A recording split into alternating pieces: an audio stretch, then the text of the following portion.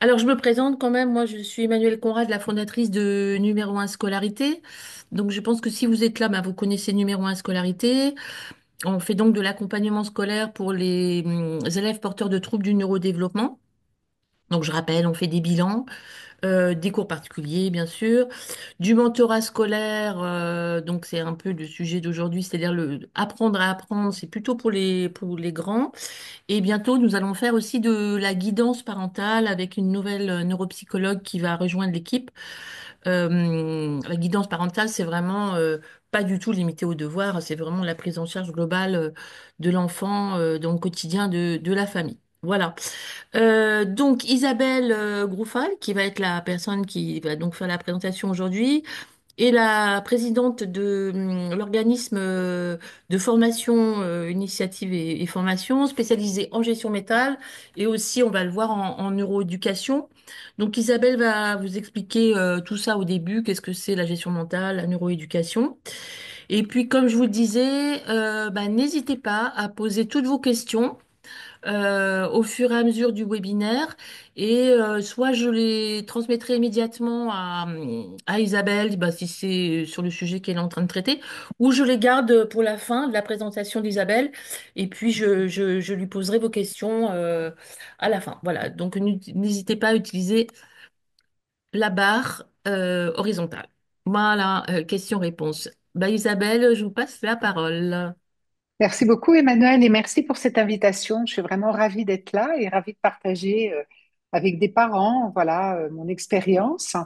Alors, j'ai fait quand même une petite slide pour me présenter quand même, voilà, qui suis-je, hein. Je suis présidente de l'Association de gestion mentale de Paris depuis maintenant de fort nombreuses années et je suis formatrice en pédagogie depuis plus de 20 ans et c'est mon fils, mon petit dernier, grâce à lui, qui m'a précipité dans la pédagogie. Et d'ailleurs, voilà, il y a une interview qui s'est déroulée sur Vivre FM, si vous voulez aller m'écouter, hein, sur qu'est-ce que la gestion mentale et comment, enfin, quel impact elle a eu pour moi, hein, dans ma situation de maman, hein. Et voilà, donc c'est vraiment un témoignage qui est important pour moi parce que je vais vous témoigner, bien sûr, de 20 ans de pratique, hein, auprès de jeunes, auprès d'adultes également, mais aussi de mon témoignage de maman, hein. J'ai trois enfants et j'ai vraiment, voilà, j'ai vécu les devoirs, hein, à fond.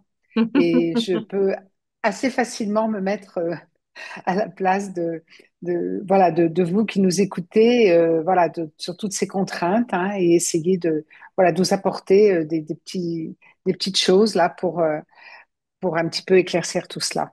Alors, comme disait Emmanuel, nous sommes un organisme de formation et on forme en pédagogie, hein, en pédagogie de la gestion mentale et de la neuroéducation, hein, des formations qui sont professionnelles, on fait des conférences, des ateliers, mais pour tout public, hein, c'est ça qui est important, euh, parce que je le redirai, hein, mais on apprend toute sa vie et ça, c'est important d'avoir cette notion-là.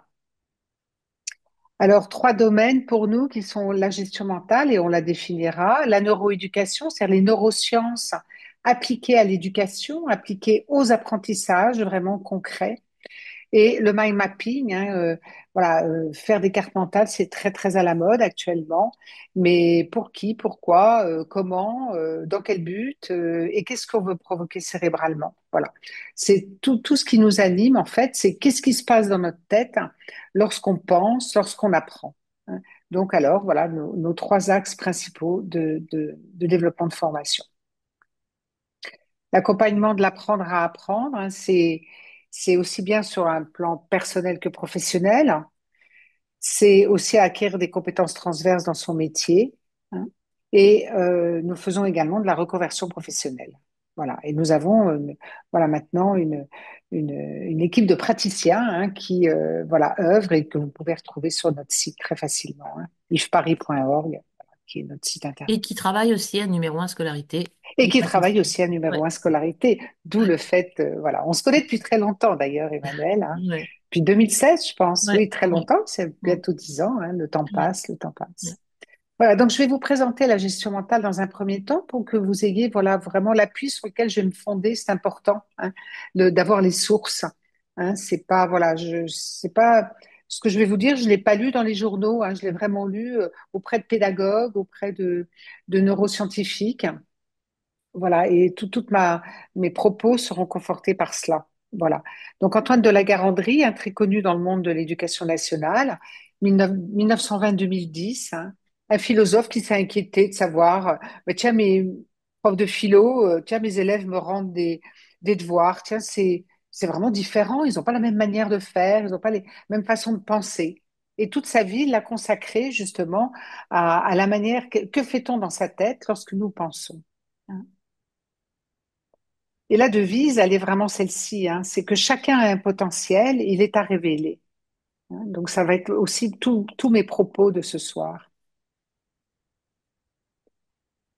Tenez, regardez, deux golfeurs. Ouh, ça vous paraît un peu identique, cela, non? Hein, ils font bien le même geste, là, un swing, regardez donc. Enfin, il y a quand même des petites différences, hein, entre pas tout à fait, les jambes sont pas situées de la même façon, voilà. Hein. Donc, ils font le même geste, hein, physique, hein, mais avec leur spécificité. C'est ce que font vos enfants.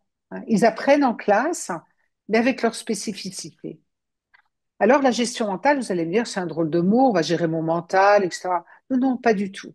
La gestion mentale, en fait, c'est inspirer des gestes physiques, mais ça va devenir des gestes mentaux. Et savez-vous, qu'est-ce qu'on peut faire comme geste dans sa tête? Mais vous savez, c'est très simple. Ils sont au nombre de 5. On peut faire 5 gestes dans sa tête. Et vous les connaissez. Toute la journée, vous les pratiquez, vous les côtoyez. Voilà. Eh bien, tout simplement, dans votre tête, vous pouvez être attentif. C'est-à-dire que vous allez rendre le monde présent dans votre tête pour en faire quelque chose. Hein, vous êtes attentif à un paysage, vous êtes attentif à ce qu'on vous dit, vous êtes attentif. Ça veut dire que vous prenez ce que vous percevez et vous le mettez dans votre tête. Et puis, vous pouvez aussi, ça c'est pas le premier geste, mais c'est celui qu'on va énoncer en premier, parce que c'est vrai, c'est un geste assez inaugural. Et le deuxième, en fait, eh bien, vous pourriez mémoriser, la mémorisation. C'est-à-dire que vous allez retrouver plus tard ce que vous avez mis dans votre tête. Mais comment faire tout cela? Hein. C'est ça les propos, en fait. Hein. Bien gentil, apprends ta leçon, mémorise ta leçon, ouais, mais je fais comment? Hein. Voilà. Donc, ce monsieur, Antoine de la Garandrie, a décrit tous ces gestes mentaux que l'on pouvait faire et il a vraiment donné un process, hein, un descriptif, je dirais entre guillemets, hein, de réussite de ces gestes. Alors, je disais donc qu'il y avait l'attention, il y a ensuite la mémorisation, on pourrait dire la réflexion, par exemple. Qu'est-ce que je fais dans ma tête pour trouver une solution? C'est-à-dire, je réfléchis, je vais chercher une information dans ma tête, une loi, une règle, quelque chose, une définition, et je vais pouvoir donner une solution. Hein. Donc, je réfléchis. Vous savez, on dit souvent, attends, je réfléchis. Ah ben oui, il faut un peu de temps, voilà, je cherchais dans ma tête.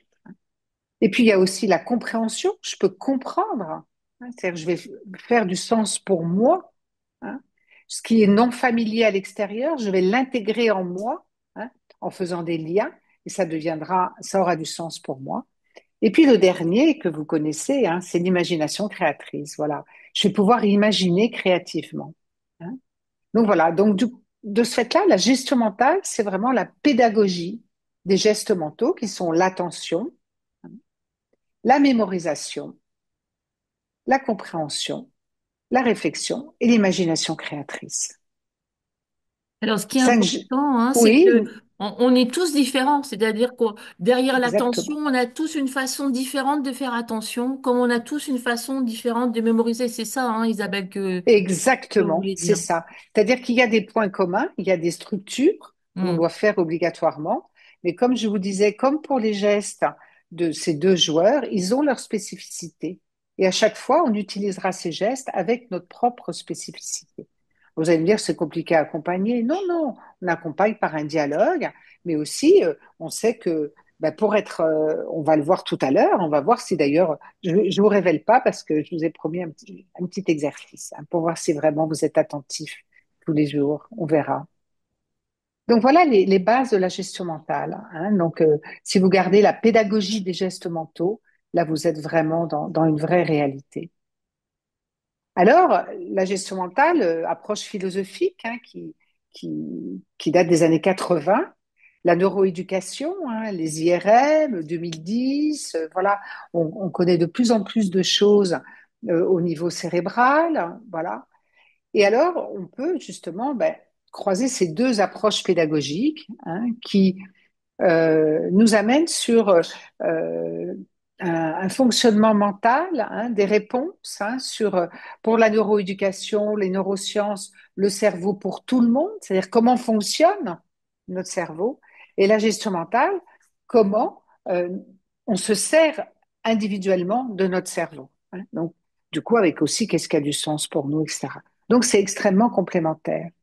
Donc, et puis, la neuroéducation, hein, la gestion mentale propose un éclairage sur le potentiel de chacun, hein, la neuroplasticité, c'est-à-dire que notre cerveau est en constant développement, on reconnecte des neurones, hein, il y a toute cette plasticité cérébrale qui est extrêmement importante et qui rejoint les travaux que nous faisons. Et puis les deux, nous, on promeut, et vous le verrez, une pédagogie de la réussite. Hein. Et que disent les neurosciences? Elles disent, ben, plus on a un état d'esprit positif, mieux on apprend. Hein. Vous voyez que le stress, et vous le savez, hein, c'est pas facteur de réussite. Hein. La neuroéducation, donc, décrit le cerveau pour tout le monde, et la gestion mentale accompagne des stratégies personnelles. Voilà. Donc, si je devais résumer, hein, la gestion mentale, une pédagogie de l'intelligence, activer ses neurones, développer des compétences. Hein, on travaille avec un chercheur en neurosciences canadien, hein, responsable du laboratoire de Montréal de neuroéducation. Euh, voilà, toujours pour développer la réussite, la motivation, l'efficacité et bien sûr l'autonomie. Hein, et on va en parler ce soir. Hein, on va en Juste parler ce soir. Oui, Je Emmanuel. voulais faire juste une petite parenthèse. Là, je regardais un séminaire récent de neuroéducation sur les dernières recherches qui prouvait vraiment que noter les enfants ne leur apportait pas beaucoup d'informations sur leur fonctionnement. Je dis ça pour tous les parents qui s'attachent à la note. La note, surtout quand elle est mauvaise, est complètement contre-productive. Et la note elle-même n'apporte jamais beaucoup d'informations sur le fonctionnement des enfants. Donc c'est vrai que je réinsiste sur la pédagogie de la réussite, qui est un peu, je me permets de le dire parce qu'Isabelle ne le dira pas, mais l'éducation nationale ne promeut pas forcément la réussite, elle est focalisée sur la Non, note. c'est pas dans notre culture. Voilà, Hmm. pas dans notre culture. Par C'est pas contre, dans notre voilà. culture. Il y a Ouais, des ouais, c'est cultures, vrai. les pays scandinaves ont plus cette culture, aussi les Canadiens, mais c'est pas dans la Hmm. culture française. Ouais, non. C'est vrai. Et pourtant, c'est important parce que cet état d'esprit positif que va avoir l'élève, les parents, tout le monde, ça va favoriser l'apprentissage. Mm. Hein. Donc, on verra comment, effectivement, on peut avoir trouvé des pistes hein, pour cet état d'esprit positif. Donc, voici comment ça va se dérouler, ce webinaire. On va d'abord voir qu'est-ce qu'apprendre, hein, en fait. On va se mettre d'accord sur les mots parce que c'est important. Et puis après, on va voir comment se mettre au travail, comment valoriser les réussites hein, dont on vient de parler. Et on parlera de l'apprentissage d'une leçon et d'un exercice. Et de faire un exercice. Hein. Je vais vous dire des petites choses, vous allez voir, vous allez dire, cette dame, elle est curieuse, mais c'est pas grave, j'assume complètement. J'assume. Alors, qu'est-ce qu'apprendre? Eh bien, que nous dit le Robert? Le Robert, il nous dit, c'est chercher à acquérir un ensemble de connaissances par un travail intellectuel, on va faire marcher notre cerveau, hein, ou par l'expérience, ben, par les exercices, par exemple. Hein. Et vous voyez, ce qui est important, c'est justement, c'est acquérir un ensemble de connaissances. Parce qu'acquérir des connaissances, eh bien, va vouloir dire que on va les mémoriser et on va acquérir une mémoire. Et on va avoir notre propre mémoire. Et notre mémoire, c'est ce qui constitue notre identité. Quand vous rencontrez quelqu'un dans la rue, vous discutez d'un sujet, vous discutez à partir de ce que vous avez dans votre tête. Hein, vous n'allez pas ouvrir un livre ou quoi que ce soit. Donc, voilà. Donc, en fait, l'acquisition de connaissances, c'est au-delà d'apprendre. Hein. C'est vraiment qu'on forge notre identité. Et vos enfants, ils sont en train de forger leur identité. Sauf qu'ils n'ont pas un cerveau mature. Hein. Le cerveau, il est mature à 25 ans. Mm. hein. Donc pour l'instant, ils sont en herbe, ils sont en train de faire des connexions, ils sont en train de trouver leur identité, eux aussi leur identité émotionnelle, et pour amplifier aussi leur identité cognitive, hein. Donc tout ça, c'est en construction. Il faut bien comprendre que un enfant à l'adolescence, ben, il est en pleine construction. Voilà, il est en train de ce cerveau qui se développe pour une maturité à 25 ans, hein. Hein, ça, c'est les neurosciences qui le disent, hein, c'est pas moi, donc je suis couverte. Hein, mais c'est important de toujours penser à ça, hein. Hein, ils ne peuvent pas penser comme un adulte, c'est juste pas possible. Et puis, les neurosciences nous disent quoi? Et là, ils sont affirmatifs, hein. Eh bien, on apprend de la naissance à la fin de vie. Ouf! Bon, alors moi, je suis mamie, donc chouette, je peux encore apprendre. Là, je suis contente. Mais je me suis toujours posé une question parce que dans notre vie turbulente, voilà, on rentre du boulot, on a plein de choses à faire, faire la cuisine, il y a les devoirs, il y a ceci, il y a cela. Et est-ce que finalement, euh, les enfants vont à l'école, on va à l'école pour apprendre des choses, mais est-ce qu'ils ont conscience que les parents, ils apprennent aussi toute la journée au boulot et quand ils disent quelque chose et eh bien ça, je pense que vous voyez, ce serait je pense que c'est un grand partage familial important. C'est-à-dire que euh, peut-être à table, tiens maman, t'as appris quoi toi aujourd'hui? Vous allez voir, vous allez vous creuser la tête hein, au début, hein, parce que vous n'aurez pas l'habitude de faire le bilan le soir, de dire, bah, tiens oui, une chose. Voilà, on garde une chose. Qu'est-ce que j'ai appris? Une chose que j'ai envie de communiquer à ma famille. Et papa, t'as appris quoi? Et Victor, t'as appris quoi? Et voilà, hein, et chacun peut dire une chose hein, qui a été importante pour lui dans sa journée et qu'il va garder, c'est-à-dire qu'il va acquérir les connaissances. Et montrer à nos enfants qu'en fait, il n'y a pas que, quoi, qu'on va les déposer à l'école pour apprendre, nous aussi, hein, on apprend. Hein. Voilà, c'était vraiment le message que je voulais euh, vous communiquer d'instaurer comme une sorte de rituel de ce partage de ce partage des connaissances. Voilà. Alors, partager les connaissances, donc ça veut dire que, comme on l'a dit, qu'on avait des choses dans sa tête, on avait mis des choses dans notre mémoire. Voilà. Et j'imagine que peut-être vous êtes chez vous et que vous avez un stylo et une feuille de papier peut-être près de vous. Je vois qu'Emmanuel, Moi, je suis elle a tout prête, ce qu'il moi. faut. Elle est prête. Voilà. Parfait. Mm. Voilà. Donc, je vous laisse un petit temps là pour si vous voulez trouver un stylo et un bout de papier. Vous allez nous faire travailler, hein, c'est ça? Mais carrément. Voilà. Oui, oui, je vais vous faire travailler. Et alors, je voulais vous demander, là, est-ce que vous pourriez me dessiner, sans regarder sur votre smartphone, sans regarder quoi que ce soit, mais uniquement en allant chercher dans votre tête hein, le logo de Carrefour.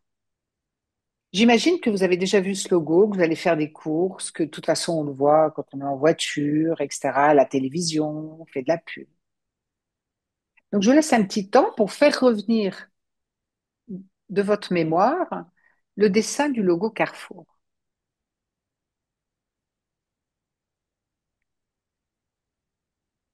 En plus, j'aurais pu réviser parce que je savais que ça allait être la question. Oui, Emmanuel, vous m'avez dit que c'était pas Mais très en fait, non, compliqué. bah non, mais je le vois plus là. Ah Je le oui, voyais quand vous m'en avez parlé, j'étais persuadée que je l'avais en tête bah non, je le vois plus du tout. Non, bon, bah, ce sera pas pour moi, hein. vous l'avez vu, vous êtes d'accord? Vous l'avez, comme je dis toujours, caressé avec vos yeux, vous Oui, l'avez vu quand un vous m'en nombre de avez parlé il y a fois, 3 heures, j'ai dit bah oui, le logo Carrefour, bien sûr. Et là, bien maintenant que je dois sûr. le dessiner, eh bien, voyez-vous, j'ai dessiné une lune, mais non. Bon. Je vais vous le montrer, je vais pas vous faire languir plus que cela. Ah Le oui, oula. voici. D'accord. Et le C de Carrefour est par différence, hein. Ah ouais, non, Voilà, c'était hein, pas du du coup, tout, on le ouais. retrouve ici, hein, Mm. voilà. Donc, Effectivement. vous voyez, ce logo, vous l'avez vu, mais en fait, vous ne l'avez pas installé dans votre tête, Mm. ce qui est normal, et heureusement. hein, parce que vous vous rendez compte, on se souviendrait de tout ce qu'on voit, ce qu'on perçoit. Voilà, ce serait absolument épouvantable. Donc en fait, on voit que là, il y a vraiment un objectif, c'est-à-dire je n'en ai pas besoin. Donc le cerveau le voit, il le reconnaît. On a des neurones miroirs qui savent faire ça très très bien pour nous, hein, mais on ne le connaît pas réellement. Maintenant, si vous vouliez le connaître, c'est-à-dire le mettre dans votre tête, ben vous feriez des choses, vous diriez des choses, vous essaieriez de le revoir dans votre tête, vous diriez peut-être que c'est par différence, qu'il y a une flèche rouge. Voilà, il y aura une description fine de l'objet, hein, et après, on quitte l'objet des yeux, hein, on regarde ailleurs, et là, est-ce que je l'ai bien dans ma tête? Est-ce que je peux me le redire? Est-ce que je peux le voir? Voilà, est-ce que, voilà, avec mon doigt, je pourrais le refaire? Voilà. Vous voyez que là, on procède à une réelle installation, hein. Donc ça va être important, hein. C'est nous ce que l'on fait comme différence, c'est connaître et reconnaître. Je peux reconnaître le logo Carrefour, je sais ce que c'est, pas de problème, hein. C'est-à-dire que je suis en perception, je l'ai vu, mais je ne l'ai pas installé dans ma tête. C'est-à-dire, je n'en ai pas fait une présence mentale en me le décrivant par le menu, hein, euh, pour le faire exister, hein. C'est ce qu'on appelle l'évocation en gestion mentale, cette présence dans notre mémoire de travail, hein. Donc, vous voyez que cela aussi, c'est important parce que ça veut dire qu'il ne faudrait pas que vos enfants ben, soient dans le mode logo Carrefour, c'est-à-dire en perception, qu'il faut vraiment qu'il y ait une installation mentale et qu'on mette les choses. Et on en parlera un tout petit peu plus tard, hein, parce qu'on va d'abord parler de l'organisation déjà de se mettre au travail, hein, mais on verra comment favoriser justement cette présence mentale, hein. Et là, c'est vrai que les parents peuvent avoir un vrai rôle à jouer, hein, hein. Vous allez voir par des petites choses qui sont assez simples, hein. Voilà. Je peux faire une Donc, petite parenthèse, oui, Isabelle, bien sûr, juste pour Emmanuel. dire que ce que Isabelle vous décrit là, malheureusement, on l'explique pas aux enfants à l'école. Non, Et donc, quand on leur dit, bah, fais donc attention, bah, ils savent pas ce que ça veut dire faire attention. Quand on leur dit, ben, apprends, mémorise, rappelle-toi, bah, ils savent pas ce que ça veut dire. Et en fait, vous, parents, vous allez être un peu vous allez un peu éclairer l'enfant sur le fonctionnement de son cerveau, justement, parce que c'est pas fait à l'école et que si on leur explique pas, eh bien, malheureusement, certains vont le découvrir seuls. C'est souvent ceux qui pas de problème à l'école, et puis il y a ceux qui ont besoin qu'on leur explique le fonctionnement de la perception. Voilà, je voulais juste faire cette petite parenthèse pour tout dire que à fait. malheureusement à l'école, et c'est tout le problème, on n'explique pas aux enfants comment on fait pour apprendre, ni qu'est-ce que c'est que faire attention, ce qu'on leur dit toute la journée, ou apprends ta leçon. Voilà, c'était Apprends ma ta leçon, petite oui. parenthèse personnelle. Ah, mais avec plaisir, Emmanuel, avec plaisir. Alors, se mettre au travail. Donc là, déjà, c'est un gros sujet, hein, c'est quand faire ses devoirs. Alors, vous savez, comme je vous ai dit, j'étais maman et puis je crois que j'ai aussi fait ce truc-là. C'est-à-dire que, voilà, on faisait les devoirs le vendredi soir pour être débarrassé le week-end. Eh bien là, j'ai quand j'ai découvert la pédagogie de la gestion mentale, j'ai dit, bon, ben là, je comprends tout, hein. C'est-à-dire qu'en fait, si vous commandez à votre cerveau de vous débarrasser, ben, il vous débarrasse vraiment, hein. C'est-à-dire que vous faites les devoirs le vendredi soir et puis on est débarrassé, ben, il n'y a plus rien, quoi. On arrive le lundi matin en cours, oh là là, il a pas confiance en lui, il perd tous ses moyens. Oh ben oui, pourtant on l'a travaillé, mais il est trop fatigué. Voilà, donc mais en fait, on n'a pas eu le bon objectif. C'est-à-dire que euh, faire les devoirs pour se débarrasser, le cerveau, il comprend ça, quoi, hein, voilà, il n'y a plus rien, hein. Donc ça, c'est important, hein, cette histoire d'objectif. Donc vous allez me dire, ah ben ouais, mais nous, ça nous arrange de faire les devoirs le vendredi soir. Oh là là, bien sûr que oui. Au contraire, hein, on peut tout à fait faire les devoirs le vendredi soir, il n'y a aucun souci. Mais on fait les devoirs le vendredi soir pour quelque chose. Pourquoi on les fait? Ben, on les fait pour me redire, hein, tu penses, hein, dimanche soir, tu me rediras, hein, les points essentiels là que tu dois savoir de cette leçon. hein. D'accord. Donc là, voilà, puis là vraiment, voilà, tu t'apprends ta récitation, hein, pour me la réciter dimanche soir, t'oublies pas, hein. Et puis dimanche soir, alors, tu me récites ta récitation, mais c'est pas pour maman qu'on récite la récitation, c'est pour, la réciter en classe. Donc vous avez un gros mot là, énorme, qu'on pourrait écrire en grosses lettres, c'est le pour. C'est-à-dire qu'on fait quelque chose dans sa tête pour un objectif. Et ce qui est important, ça va peut-être vous paraître simplissime, mais c'est simplissime, hein. C'est facile à faire et ça paye gros. C'est vraiment de renseigner l'élève, de lui dire oui, là, tu apprends, tu travailles, tu fais ton exercice jeudi soir pour t'avancer le week-end, mais pour me le redire, pour le réutiliser lundi en classe, voilà, qui est quelque chose, une situation contextuelle extrêmement pragmatique, la plus concrète possible. Ça va se passer où? Ça va se passer quand? Ça va se passer comment? Il y aura qui? Il y aura quoi? Voilà. Le cerveau a besoin, notre cerveau a besoin de choses extrêmement concrètes et de développer cette mémoire contextuelle dans laquelle on va pouvoir remettre les informations. Vous voyez, le logo Carrefour, vous n'avez pas à l'utiliser plus tard. Donc, il reste lettre morte, vous le voyez, mais il n'y a pas un objectif. Si vous étiez euh, graphiste et que vous dessiniez des logos, probablement que vous l'auriez mémorisé, parce qu'il y avait un pour de réutilisation. Donc, ce pour de réutilisation, il est essentiel. Alors, faites bien attention au vocabulaire, parce que ce cerveau, il faut lui parler bien comme il faut. Faut pas lui dire, tu sais, on fait ça, on est débarrassé après. C'est vraiment à combattre, franchement, vous allez voir. Mais non, on le fait pour être en situation de classe ou pour ceci ou pour cela, hein. Alors ça, c'est déjà une première chose. Quand faire ses devoirs, donc bien sûr, on peut les planifier, hein. Le mieux, c'est de les fractionner, de pas tout faire et voilà, d'en avoir de trop, parce qu'au bout d'un moment, il y a une surcharge cognitive, qui va s'installer, hein. Et l'idée, c'est que de lui faire prendre conscience de ce qui, parce que vous le faites sûrement déjà, mais je vais redire les choses sûrement que vous faites, mais voilà, il y a l'agenda. Qu'est-ce que tu penses pouvoir faire tout seul? Voilà. Ou quand as-tu besoin de moi? Voilà. Et à quel moment? Tu préfères que on commence par travailler ensemble et après tu continues tout seul? Est-ce que ta poésie, tu peux l'apprendre tout seul? Est-ce que ton exo de maths, voilà, tu penses, ou apprendre ta leçon de maths, tu penses que tu peux l'apprendre tout seul, puis après, voilà, tu viens me la réciter, mais que lui-même définisse ces moments, qu'il soit acteur des devoirs qu'il a à faire, hein. Et ça, on peut le faire à partir de quel âge? À quel âge un enfant peut être acteur?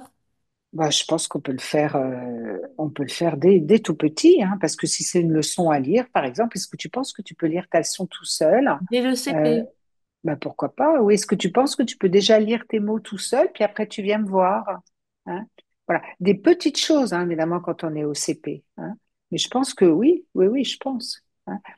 Plus l'enfant, l'apprenant aura conscience de ses moyens et de ce qu'il peut faire tout seul ou pas, je pense que c'est bénéfique pour tout le monde, hein. Et ça permet aux parents de planifier aussi, dire, bon, ben, t'as besoin de moi, tu estimes combien de temps, etc., hein. Alors, du coup, je vais en profiter pour poser la question de Cécile, qui dit Oui. justement, est-ce qu'on peut utiliser le timer? Est-ce que c'est utile sur Oh, ce j'y genre de... arrive, Ah, super. j'y arrive, j'y arrive. Parler du temps. Ah, Oui, oui, oui, oui, oui, oui, on va parler du temps. Merci, Emmanuel, je vais répondre à sa question.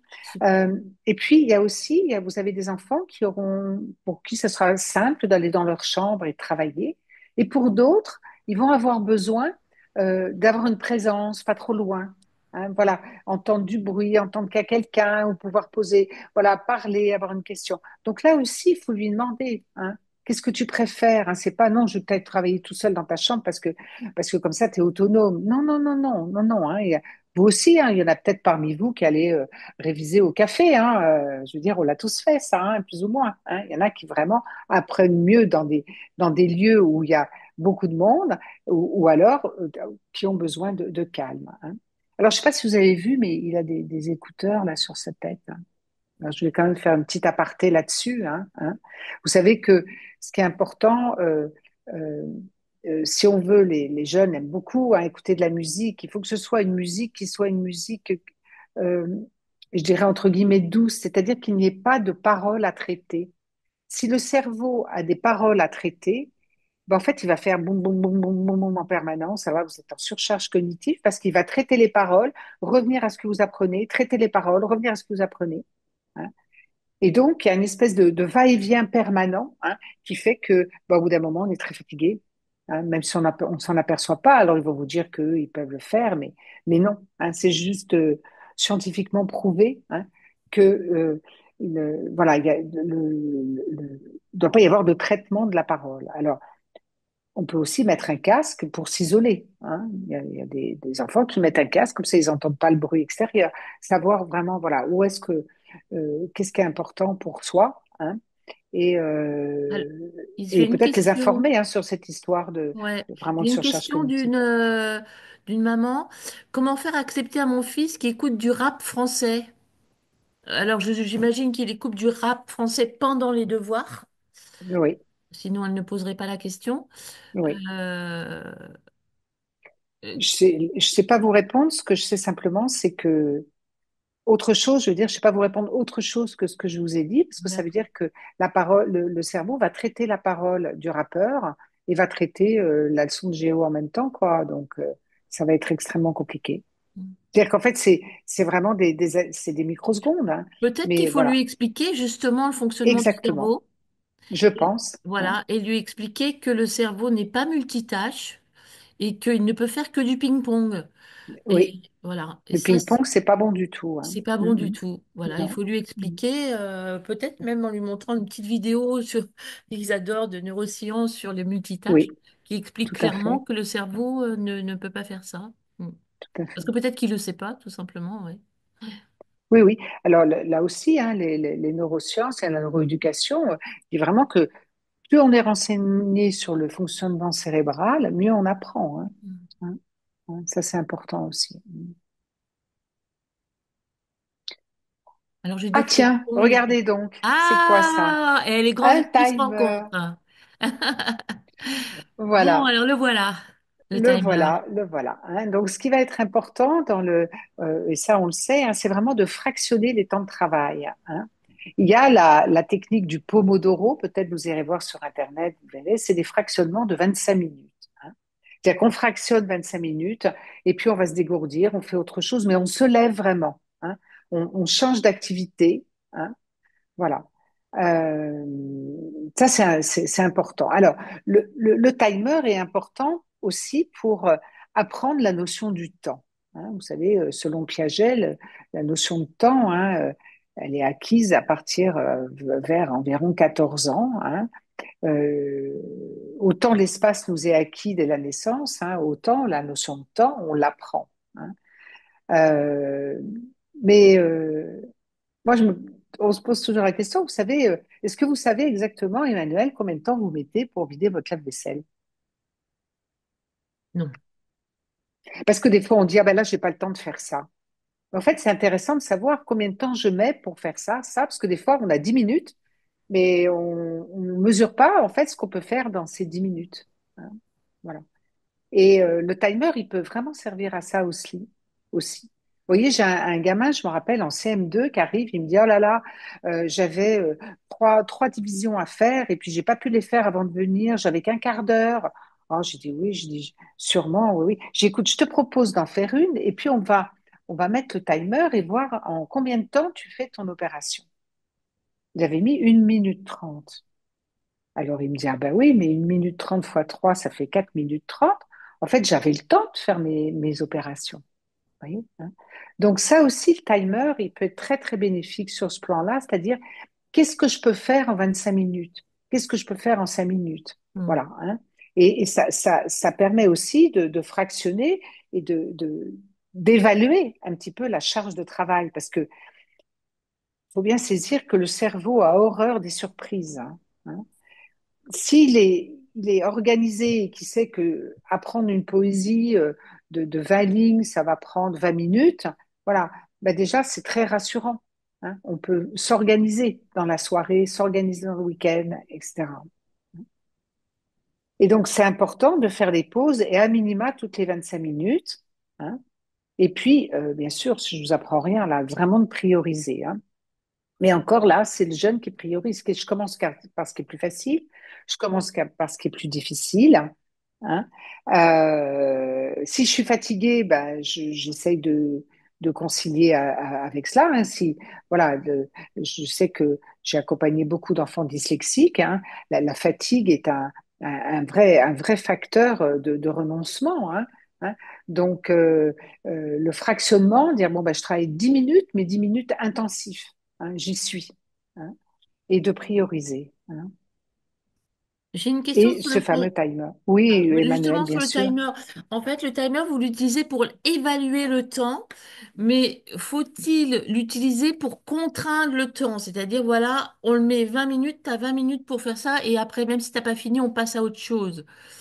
C'est-à-dire pour lui dire, ben, on se donne que tant de temps pour faire chaque chose. Je sais pas si c'est une question ouverte, hein, je Oui, oui, n'arrive oui. pas à la Je réponse. pense que ça serait plutôt pour moi, hein, dans l'éducabilité. C'est-à-dire de dire, voilà, si en 25 minutes je fais ça, et après, si j'ai terminé, eh bien, je peux aller jouer, je peux. Là, encore une fois, c'est, je fais mes devoirs dans un certain temps. Qu'est-ce que je peux faire à côté? Hmm.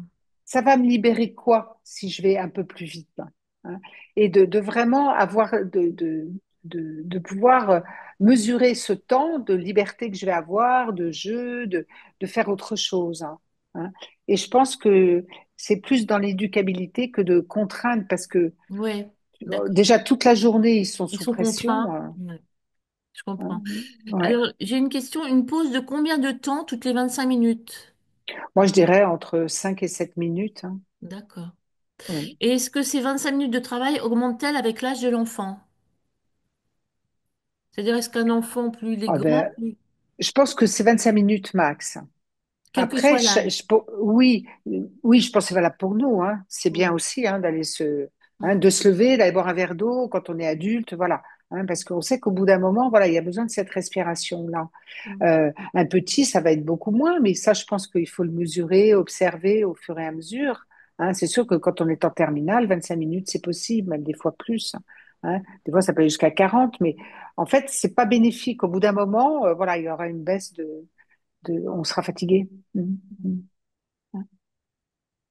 Alors, ce qui va être toujours très, très important pour se mettre au travail, hein, je vous l'ai mis là, c'est que souvent, les élèves arrivent et puis hop, ils ouvrent leur cahier. Ah là là, faut que je fasse un exercice de maths. Ah, oh là là, et alors, ils regardent en l'air, ils savent plus quoi faire.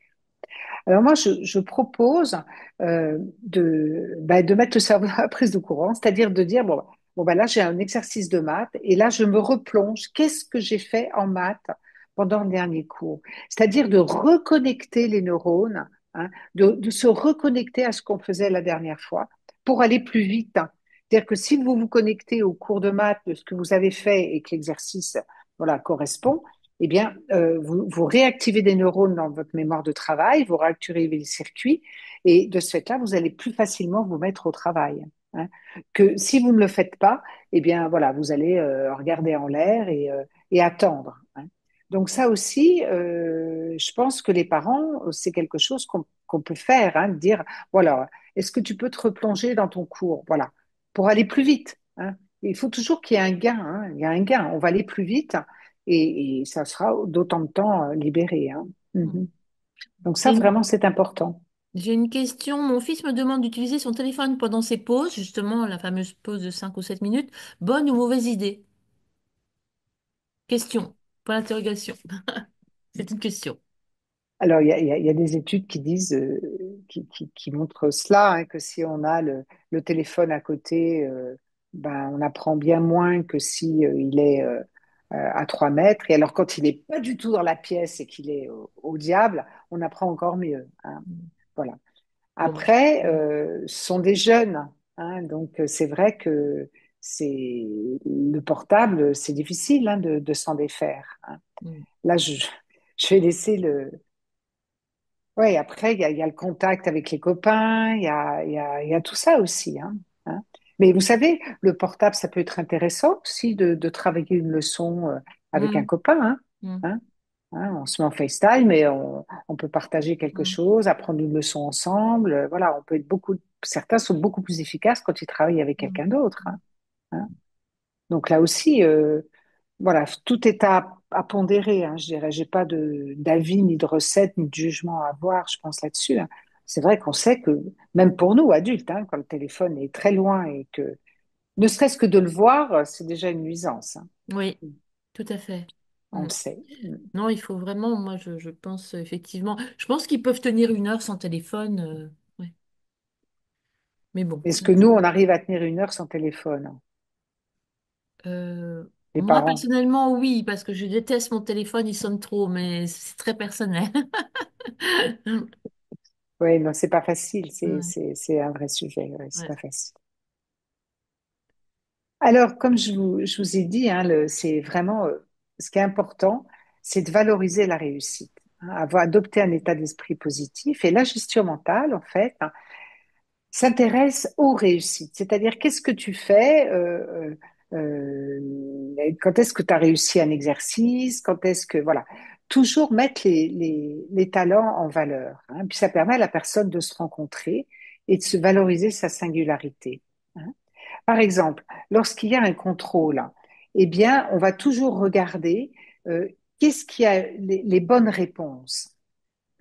Quand c'est juste.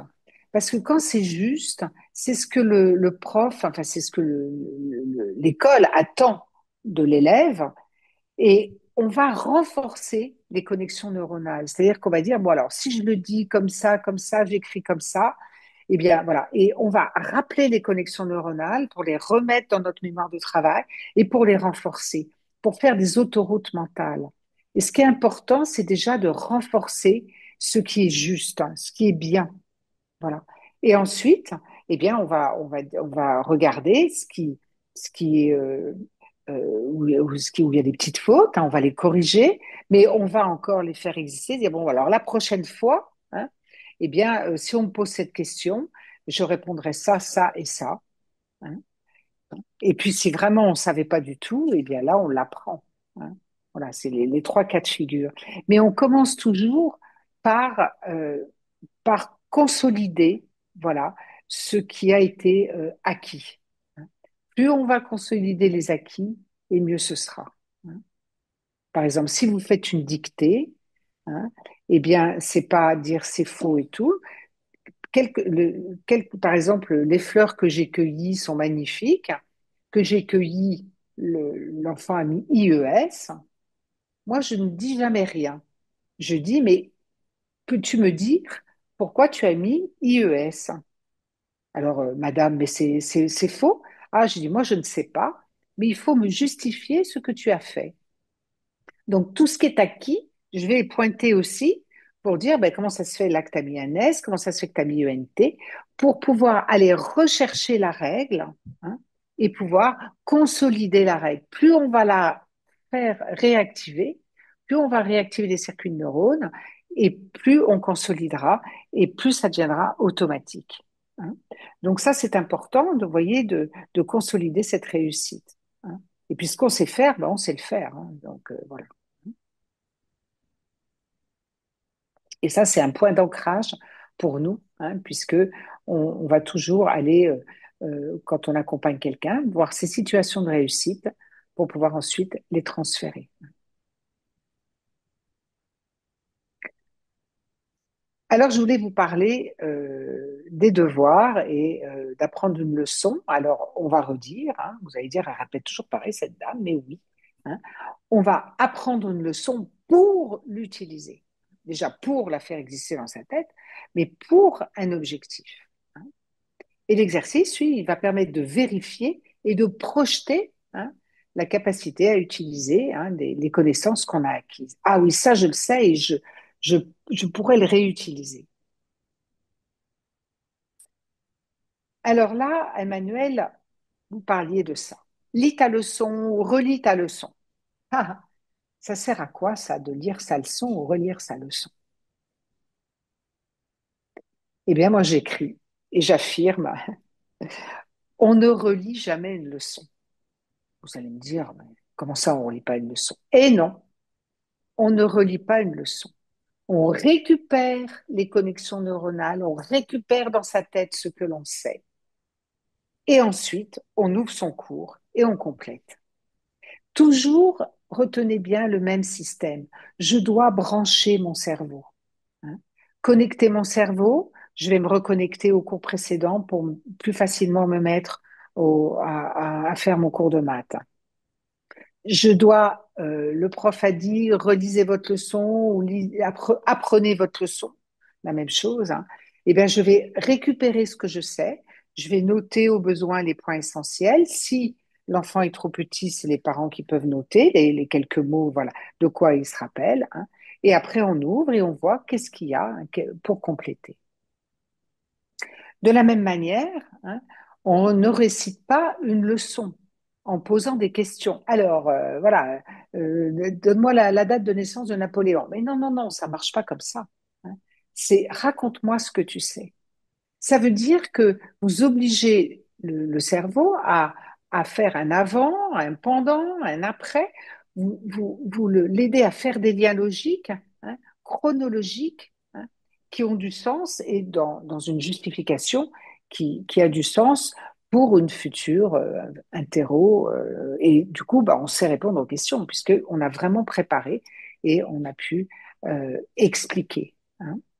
Alors, les neurosciences disent aussi, hein, dans le chapitre 4 là, du livre de Steve Masson, dont je citais, hein, Activer ses neurones, hein, que plus on va énoncer et redire les choses hein, sous forme d'un discours, et plus le cerveau va réentendre et va réorganiser les informations.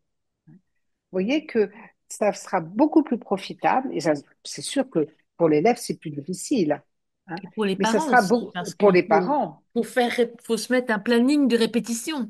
Oui, mais oui et non, parce que si votre enfant vous explique quelque chose et que vous comprenez bien, ça veut dire que c'est acquis. Vous voyez? Si voilà, vous avez une chronologie, vous avez des explications, vous avez, voilà, que c'est censé, eh bien, vous êtes, voilà, l'enfant, l'élève sait sa leçon. Hein.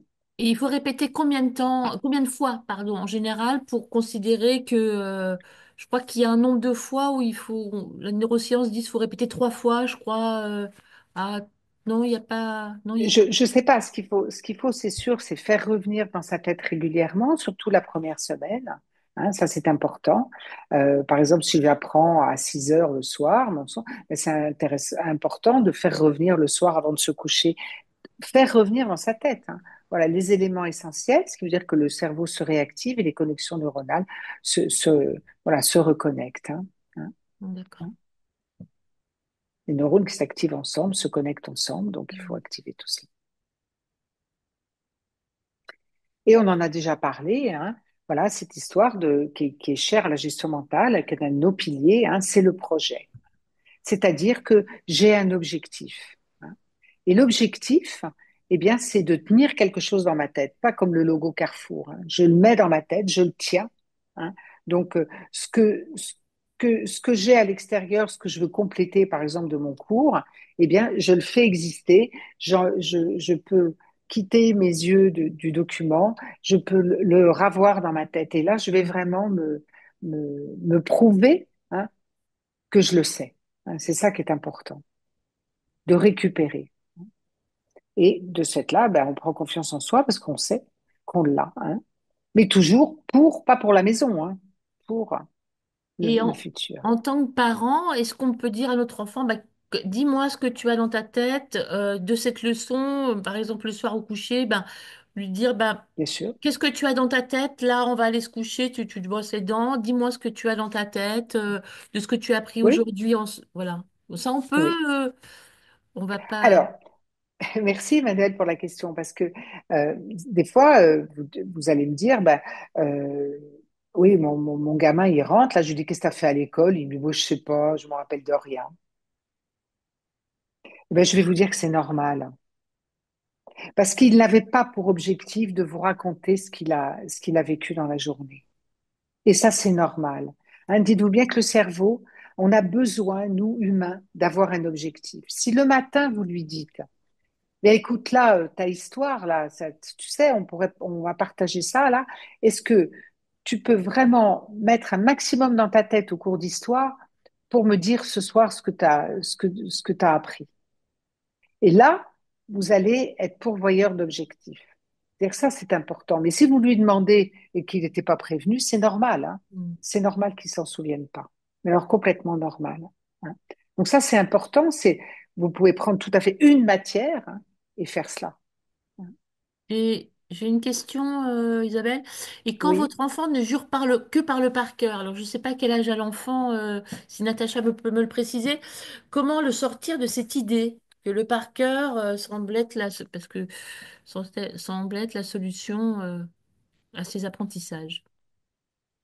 Oui, alors le par cœur, si vous voulez, c'est vraiment euh, un contact tout à fait particulier, spécifique, pas particulier, pardon, spécifique avec le monde. C'est-à-dire que l'enfant a besoin, cet enfant a besoin d'avoir le monde à l'identique en lui, sans le déformer. C'est une vraie capacité, cela, hein. Et ça fait sens pour lui, voilà, de ne pas déformer les choses, donc de les avoir à l'identique. Donc ça, on va vraiment, vraiment le respecter. Ça va être important parce que c'est ce qui fera sens pour lui au départ, hein. Et du coup, on aura du matériel mental dans la tête puisqu'il l'aura mis dans sa tête. Et après, on va lui dire, alors maintenant, voilà, tu sais bien ta leçon là, est-ce que tu pourrais, tu connais bien ta définition, mais maintenant que tu la connais bien, est-ce que tu pourrais, avec les mots identiques, hein, de ce qui a été dit en cours, est-ce que tu pourrais, toi, ou le dire avec tes mots, ou me le dessiner autrement? Vous voyez? C'est ensuite, on va vraiment respecter cette manière de faire, mais on va simplement prolonger. On va prolonger pour aller plus loin et là, ben, qu'il puisse le dire, ou soit avec ses mots, soit le dessiner différemment de ce qui est proposé, hein. Ah Ça, oui, c'est important. l'enfant a 11 ans et demi. Ça y est, Natacha m'a répondu. Donc, Oui, oui, il est déjà grand, oui. oui, il est grand, mais en fait, il apprend plein de choses, il les met, il les déforme pas. Voilà, il a ses définitions, il a ses cours. Voilà, hein, il apprend, hein, puisque quand on est jeune, hein, parce que d'un autre côté, si on transforme tout, c'est pas mieux non plus. Il faut quand même avoir des définitions sur les mots. Voilà, donc il a besoin de cela, hein, et ça, il faut vraiment, vraiment le respecter. Mais ensuite, on ira plus loin. On lui proposera d'aller plus loin. Alors justement, Natacha me disait, et après ça va être sa dernière question, mon fils s'autogère depuis son entrée au collège et il veut plus rien montrer aux parents. Il nous récite ses leçons, mais sans qu'on puisse valider ses connaissances. Comment pouvons-nous l'accompagner sans avoir l'impression qu'on le dérange? Il s'énerve quand on ne comprend pas la leçon qu'il récite. Oui, oui, là, il est en train de tester. Là, c'est toujours le même. Oui, c'est toujours le même qui apprend Oui, par oui, cœur, oui.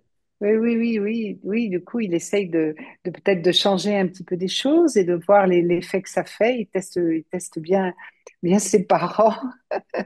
Oui. Peut-être en tant que parent, vous mettre en position d'apprenant.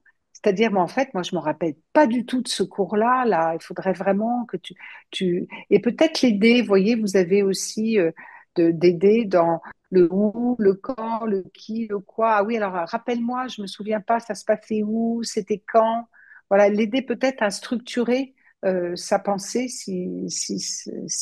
voilà, pas suffisamment peut-être d'informations, mais c'est ce que je proposerais, hein. Mais peut-être vous de faire un petit peu l'innocent ou l'innocente pour qu'ils puissent, oui, déployer toutes ces connaissances, hein, qu'ils apprennent. Et ils veulent être grands en sixième, hein, donc Mm. c'est normal, hein. Ils veulent être grands. Oui, oui, Alors Isabelle, j'ai ils se encore pas cherchent, mal oui. de questions qui arrivent. Je sais pas, vous avez encore combien de... Parce que je vois qu'il est déjà Ah oui, oui, oui, oui, 18h25. je vois que j'ai plus que 5 minutes, mais j'ai Bah, bientôt on peut fini. dépasser Oui, un petit oui, peu, c'est pas oui. forcément... Je vais juste continuer un petit peu. Je voulais vraiment vous parler de cette histoire de projet mental, c'est-à-dire de bien définir un objectif et que notre cerveau a besoin de ce futur, hein, pour se, voilà, on a vraiment besoin de se projeter et que vous pouvez vraiment, en tant que parent, faciliter cela. Hein.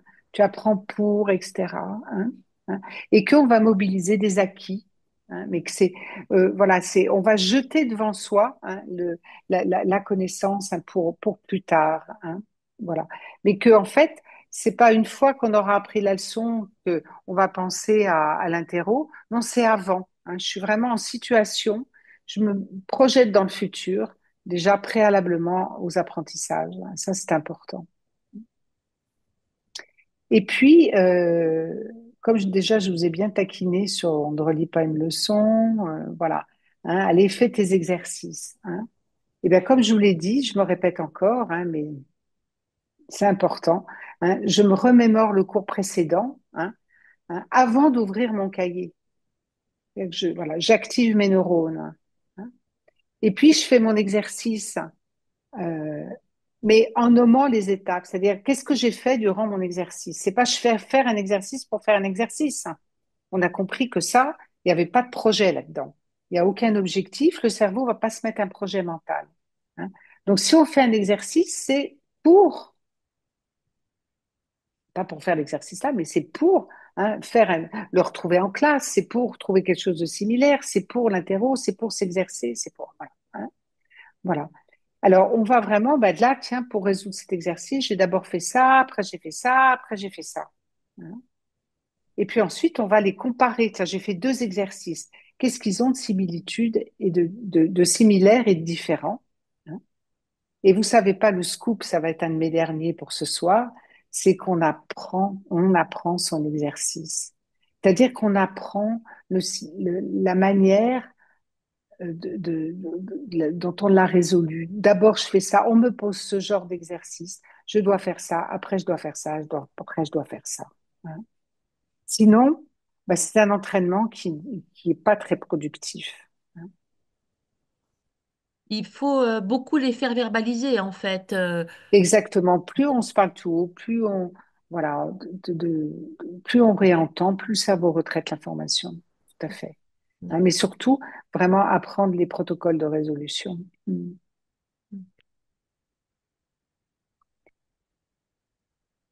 Donc nous, voilà ce qu'on propose. Hein. Donc comment apprendre ces leçons, hein, ce que je vous ai dit des petites bribes, hein, s'entraîner efficacement pour voilà approfondir le travail, hein, aussi bien savoir réfléchir, savoir aller chercher les informations dans sa tête. Tout ça, ça s'apprend. Hein. Comprendre un texte, comprendre une consigne. Hein. Hein, voilà, c'est ce que, comme je vous ai dit, les 5 gestes, hein, être attentif, mémoriser, comprendre, réfléchir, imaginer. Hein. Voilà. Et donc là, on est dans nos derniers ateliers. On a des ateliers organisés pour les parents. Hein, c'est le dernier. Et malheureusement, le dernier il commence après-demain et en journée. Mais peut-être que certains ou certaines d'entre vous seront disponibles. Voilà. Ou sinon, vous irez voir sur notre site. On propose plein de choses, des conférences, des webinaires aussi comme Emmanuel. On propose. Là, il y a des conférences sur les mathématiques. Enfin, il y a plein de choses voilà, que nous proposons. Donc, voilà, n'hésitez pas à vous rendre sur notre site. Oui, les inscriptions se font en ligne pour, ben, en Oui, fait, pour compléter tout ce que on vient d'apprendre ce soir. Alors, exactement. je pose mes questions. Oui, alors Alors, la tenez, je vais première juste de mettre le site, je vais Florence, laisser ça. comment Oui. ne pas perdre patience? Donc, ça va peut-être résumer un peu tout ce qu'on s'est dit, justement pour pas perdre patience. Oui, je pense que le pas perdre patience, vous voyez, ça c'est plutôt d'orienter vers l'œil positif de ce qui s'est passé. Hein, de ce qui a été acquis, des petites choses déjà. Hein. Je pense que c'est important parce que ça, et l'élève et l'enfant, lui, est valorisé, et nous aussi, on est valorisé quelque part. Hein, parce que si on se focalise sur ce qui va pas, c'est sûr que, mais en fait, peut-être vraiment expliquer ce qu'on peut gagner comme temps, euh, voilà, voir s'il fait ça en une demi-heure, ben, je peux jouer une demi-heure. Enfin voilà, il y a peut-être à voir là-dedans, même pour les ados, hein, ça marche bien. Bien À eux planifié, se dire, bon, on fait 25 minutes, quoi qu'il arrive, même si c'est pas fini, on fait la pause, on joue. mettre Oui, des, on se remue, oui. Oui, ouais, oui, oui. m- toujours en fait réconforter, bah, même si c'est pas parce que t'as pas réussi qu'au bout de 25 minutes on fera pas la pause, quoi. Ouais, rester Oui, vraiment. c'est ça, c'est ça, c'est ça, tout à fait. D'accord. Alors, qu'est-ce que j'ai comme autre question? Euh, alors, mon fils est TDAH, je le laisse faire ses devoirs à son aise. S'il veut se mettre Oui. debout, s'allonger pour lire. Pensez-vous qu'il vaut mieux une posture claire? Non, je pense pas. Par contre, ce qui peut favoriser, hein, je vous donne plein de petits tuyaux là, mais qui sont efficaces, hein, essayez-les. euh, c'est que par exemple, bah, s'il apprend sur son lit, par exemple, eh bien qu'il aille vraiment vous réciter dans une autre position et dans un autre lieu, hein. Donc C'est-à-dire, ça, c'est il important. apprend dans un lieu et Oui, il restitue dans un autre lieu, c'est ça? exactement. D'accord. Voilà. Et puis si la position est différente, c'est encore mieux. Voilà. Parce qu'après, vous allez vous promener avec vos informations dans votre tête, hein, donc autant entraîner le cerveau, hein. Après, le lendemain, il va à l'école, hein, hein. Donc, l'idéal, effectivement, c'est de ne pas réciter au même endroit que vous apprenez. Mhm. Mhm. Mhm. Si j'avais su ça Mhm. avant. Eh ben oui. Alors, Pensez entraînement, hein.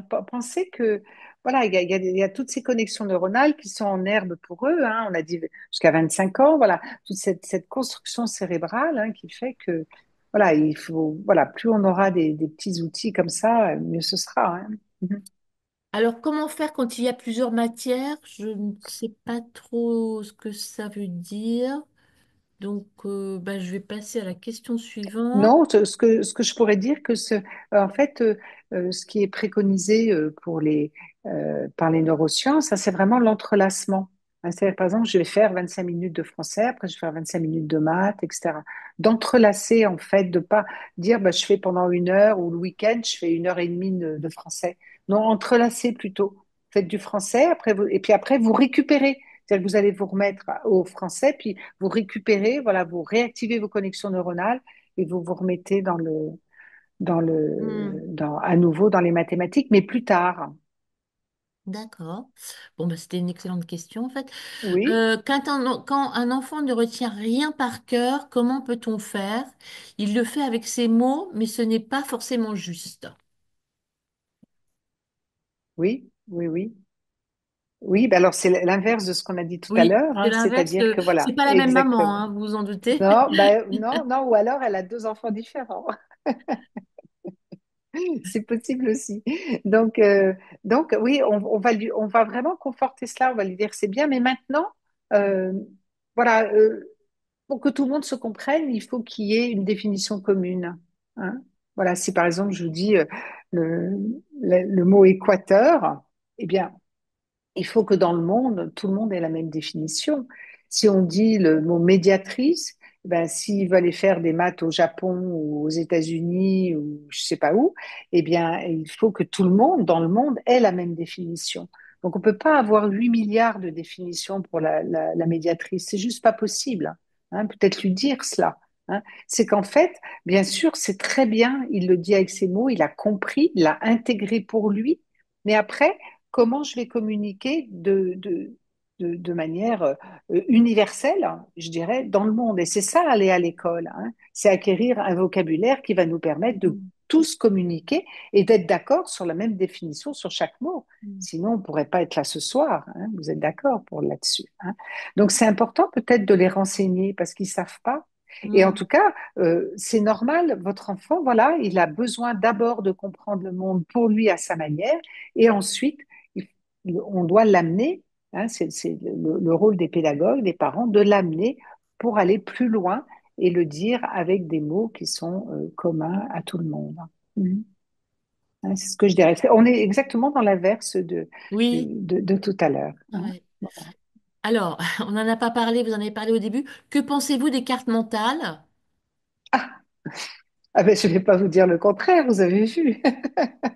Hein, je ne peux pas vous dire le contraire. Ouais. Écoutez, je pense que les cartes mentales, c'est très bien, c'est très personnel et ça s'apprend. En fait, c'est vraiment euh, c'est vraiment une technique qui est à enseigner hein, et on veut vraiment provoquer des liens logiques tout à fait particuliers au niveau cérébral. Et ça se fait pas n'importe comment, mais ça s'enseigne et ça, voilà, pour les fabriquer, ça s'apprend, hein, et petit à petit, hein. Mais même si on trouve des cartes mentales qui sont déjà toutes prêtes, puisque elles peuvent être un peu universelles, hein, si c'est des concepts à apprendre, hein. Après, elles sont souvent très personnelles, hein, elles Mm, sont à fabriquer pour soi. mm. Mhm. J'en profite pour dire que sur notre site internet, il y a des cartes mentales de toutes les leçons du CP à la troisième en Oui, maths et en français, qui sont gratuites, que vous pouvez utiliser bien sûr. Mais comme le disait Isabelle, la carte mentale qu'on vous fournit, c'est un modèle et c'est très important que vous l'utilisiez pour vous en inspirer, mais l'enfant doit absolument refaire la sienne à sa façon pour que ça fasse sens, hein, justement. Mais vous avez beaucoup de modèles sur notre site. Alors, il y a deux questions qui sont proches, qui sont pas des mêmes personnes. Comment faire pour que l'enfant se mette au devoir? Ma fille ou mon fils ne veut pas les faire et c'est donc source de conflit. Il dit toujours, ce sera mieux plus tard, on va faire ça plus tard. mais je pense que il faut dire, voilà, là maintenant on a par exemple 2 heures. Qu'est-ce qu'on fait pendant ces 2 heures? Qu'est-ce que toi tu veux faire? Donc, il y a les devoirs à faire, ça prend une demi-heure. Alors, tu veux faire quoi? Je pense qu'à un moment, il faut se poser et qu'il prenne ses responsabilités. Et puis, s'il fait pas ses devoirs, bah écoute, tu iras voir la maîtresse ou le prof, puis tu lui diras demain que t'as pas fait tes devoirs, hein. Là, je suis un petit peu cash, mais à un moment donné, je pense que euh, faut le mettre aussi devant ses responsabilités. Ok, tu veux pas faire tes devoirs, il n'y a pas de souci, mais et puis papa et maman, ils ont des contraintes, voilà. À 20 heures, ils ont envie de faire autre chose. Donc, il y a peut-être, je dirais, entre 18 heures et 20 heures, enfin, je donne un exemple, hein. Voilà, ce laps de temps où, voilà, c'est un cadre, voilà. Et qu'est-ce qu'on fait dans ce laps de temps? Donc, il y en a 30 minutes de devoir, mettons. Bon, voilà, voilà, on les fait quand? Donc, tu vas aller jouer un petit moment, ok, mais après, comment? Voilà. Puis sinon, ben, tu auras t'expliquer, hein, Mm. Oui, et je pense hein. que ça, on peut le faire avec des enfants de primaire sans problème, hein. Ils sont tout à fait capables de... Oui, tout à fait. Oui, oui, oui, mais même quand on est au lycée, là, dire au prof qu'on n'a pas fait son devoir, ok. Alors, j'ai encore plein de questions, mais je pense que Isabelle, je ne sais pas si on arrête là et on fera des réponses écrites aux questions qui restent. C'est comme vous voulez. J'ai encore Elles trois sont, questions en fait. Je vous les alors, pose très rapidement, oui, on va essayer comme d'y vous répondre voulez. très C'est comme vous rapidement. voulez, hein. Oui, les techniques de mobilisation mentale que vous évoquez depuis le début conviennent-elles, quel que soit le potentiel intellectuel de l'apprenant? Ah oui, Hmm. ah oui, peu importe, hein, peu importe. Donc, ça va être sûrement plus compliqué quand vous aurez des enfants au potentiel, hein, parce que ça va très vite pour eux, mais au contraire, hein, parce qu'ils sont quand même assez friands de savoir comment fonctionne leur cerveau, hein. Même si ça va très vite, et ben, tant mieux, voilà, on récupère très vite, hein. Hmm. Mais souvent, c'est cette récupération, hein, où ils prennent pas le temps de le faire, donc je pense que c'est vraiment à renseigner, oui. Mhm. Hmm. Bon, mais en fait, dans les autres questions, c'était toujours le même sujet qui revient. Mon enfant ne veut pas faire ses devoirs, comment faire? Refuse, c'est toujours la crise. Bon, alors, j'ai des questions sur les ateliers dont vous avez parlé. Donc, c'est des ateliers en fait de groupe, hein, avec plusieurs parents, je crois, Isabelle. Tout à fait, voilà, voilà, c'est réservé aux parents, voilà, c'est 4 fois 1h30 pour vraiment, voilà, rentrer, approfondir, aussi bien les lectures de consignes, enfin voilà, elle aborde plein de choses. Nathalie était enseignante et elle a une grande expérience, hein, au niveau des devoirs, donc voilà, elle anime cet atelier, voilà. D'accord. Oui, vous en avez qui me dit c'est pas un enfant HPI, c'est plutôt l'inverse. Bon, écoutez, Oh, peu importe, peu importe, hein. oui, peu Plus importe, on va réactiver de toute façon, exactement. plus on fait des autoroutes neuronales, hein. Oui. Voilà, plus on Donc, récupère. C'est comme un geste physique, hein. Si vous voulez, voilà, faire un service au tennis, eh bien, et que vous n'avez jamais fait de tennis, ben, il va falloir faire du mur, hein. Il va falloir vous entraîner, vous entraîner. Là, c'est pareil, hein. Plus on récupère, plus voilà, plus on fait revenir, et plus après, on a des choses voilà, des acquis qui deviennent automatiques, hein. mm, Mais si on ne récupère pas les informations dans notre tête, eh bien, en fait, ça s'efface, hein. Ça mm, s'efface pas, mais on n'arrive plus à le récupérer. C'est comme mm, mm, si c'était une forêt, quoi, hein. mm, C'est trop dense. mm. Mm. Euh, Très bien. Ben, merci beaucoup, Isabelle. Donc, si vous voulez ben, compléter le sujet et aller plus dans le détail sur, comme le disait Isabelle, la conseillère de Serra, ben, je vous invite à aller sur le site d'Initiative et Formation Paris.